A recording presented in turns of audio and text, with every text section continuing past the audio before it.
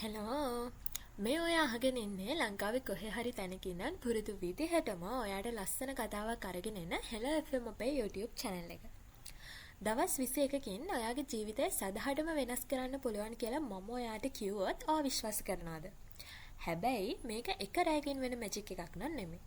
දවස් 21ක් හරියටම ફોකස් කරලා ප්‍රැක්ටිස් කරලා කරන්න ඕනේ වැඩ. එහෙනම් අපි බලමු මොකද්ද මේ දවස් 21 කතාව කියලා. මේකෙන් කියන්නේ අලුත් පුරුද්දක් ඇති කරගන්න හරි නැති කරගන්න හරි. ඒ දේ එක දිගට දවස් 21ක් කරන්න ඕනේ කියලා. මේක ටිකක් ප්‍රසිද්ධ කතාවක්. කොහොම හරි මේ concept එක මුලින්ම ප්‍රසිද්ධ කරලා තියෙන්නේ 1960 ගණන් වල මොනෝ සයිබර්නෙටික්ස් කියන පොත ලියපු ප්ලාස්ටික් ශල්‍ය වෛද්‍යවරයෙක්. මෙයාගේ නම තමයි ඩොක්ටර් මැක්ස්වෙල් මෝල්ට්ස්. ශල්‍ය කර්මයකින් පස්සේ තමන්ගේ රෝගීන්ට අලුත් පෙනුමට අනුවර්තනය වෙන්න දවස් 21ක් විතර යනවා කියලා ඩොක්ටර් මැක්ස්වෙල් දකිනවා. ඒකත් එක්ක තමයි මෙයා මේ විදිහට මේ දවස් 21 රීතිය ඉදිරිපත් කරලා තියෙන්නේ. ඇත්තටම මේ දවස් 21 රීතිය හරිම සිම්පල්. මනෝවිද්‍යාඥයන් කියන විදිහට දවස් 21ක් එක දිගටම උත්සාහ කළාට පස්සේ අපේ මොලේ වෙනස් විදිහකට වැඩ කරන්න පටන් ගන්නවා. ඒකට හුරු වෙන්න ගන්නවා.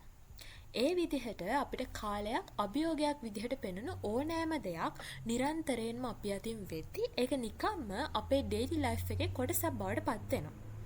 කෙනෙක් අහන්න පුළුවන් ඇයි මේකට දවස් 21ක්ම ගන්න කියලා.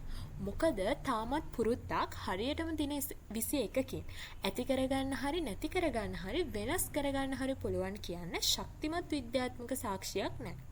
ඒ වගේම මනෝවිද්‍යාව පිළිබඳ පර්යේෂණ කරපු ලන්ඩන් විශ්වවිද්‍යාලයේ ආචාර්ය පිලිප්පා ලාලි සහ ඇගේ සංගයන් විසින් කරපු පර්යේෂණයකට අනුව සාමාන්‍යයෙන් නව හැසිරීමක් පුරුදු වෙන්න දවස් 66ක් විතර ගත වෙනවා කියලා සොයාගෙන තියෙනවා. හැබැයි එයාලා කියන විදිහට මේ කාලය තීරණය වෙන්නේ ඒ පුරුද්ද සහ ඒ පුද්ගලයා මත. මේකෙදී දවස් 21ක් කියලා කියන්නේ සංදිස්ථානයක් කියලා විදිහට තමයි ගන්න. දවස් 21ක් ගොඩක් දිගත් නැති ගොඩක් කෙටිත් නැති දවස් ගානක්. අපිව අලුත් දෙයකට තල්ලු කරන්න තරම් මේ දවස් 21 දිගයි. ඒ වගේම අපිව මොටිවේට් කරලා තියාගන්න තරම් මේ දවස් 21 හරිම කෙටි. මේ දවස් 21 රීතියේදී පළවෙනි දවස් ටික නම් ගොඩක් අමාරුයි.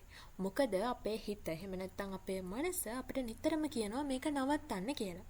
හැබැයි ඔයා අමාරුවෙන් හරි දිගටම අතාරින්න නැතුව මේ වැඩේ කරගෙන ගියොත් අපිට දියුණුවක් දැක ගන්න පුළුවන්. මොකද කාලෙත් එක්ක ඔයාගේ ශරීරය සහ මනස අනුවර්තනය වෙන්න පටන් ගන්නවා. ඊට පස්සේ ඔයා අමාරුවෙන් උත්සාහ කරපු දේවල් හරිම ලේසියෙන් ඔයාට කරන්න පුළුවන් වෙනවා. ඒක තමයි මේ දවස් 21 රීතියේ බලය. නිකමට ඔයත් මුලින්ම උදේම නැගිටිනවා වගේ පොඩි දෙයකින් පටන් අරන් බලන්න. මුලින් එලාම් එක තියලා අමාරුවෙන් පාන්දරට නැගිටින ඔයා ටික දවසක් යද්දී එලාම් එක වැදුනහම වෙනදට වඩා ටිකක් පහසුවෙන් නැගිටින්න පටන් ගන්නවා.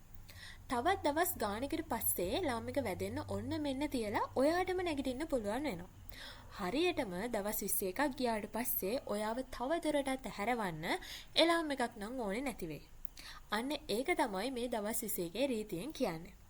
අධෛර්යමත් වෙන්නේ නැතුව ඔයා එක දිගට උත්සාහ කළොත් දවස් 21කට පස්සේ ඔයාට ඔයාගේ වෙනස බලා ගන්න පුළුවන්.